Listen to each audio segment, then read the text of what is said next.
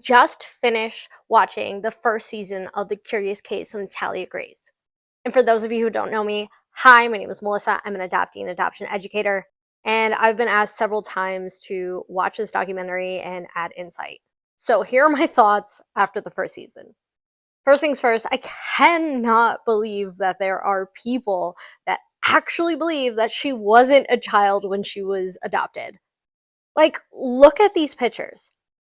I have a 6 and 7-year-old, and it is not hard to see that she has many similarities.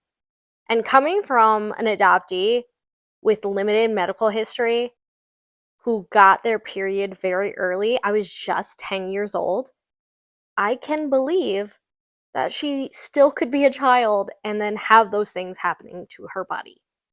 Now, I am not saying that Natalia didn't have challenging or even problematic or even at times dangerous behaviors.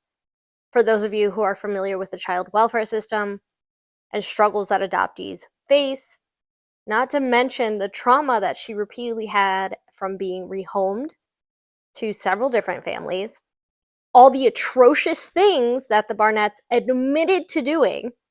Like, Michael admitted on camera that he saw Natalia being physically punished by his wife, Christine, in a way that would harm any child, but a disabled child and little person is just mind-blowing to me that this woman did this and that Michael did not stop it.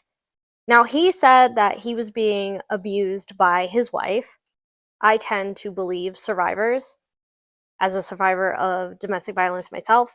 But this is a very complicated case where it's not just between a spouse and another spouse.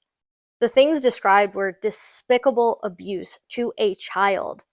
One of the punishments that she had to deal with regularly was holding her head against a wall and standing there. And Michael said that this was up to sometimes 8 hours a day. For a developmentally typical child, this would be a challenge. For a child with physical disabilities, struggle walking on a good day, this is cruel and unusual punishment.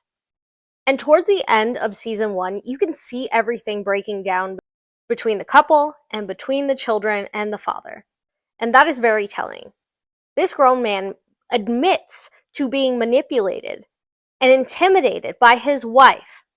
Do y'all really not think that a child, an adopted child at that, who has already been rehomed, would be even worse off?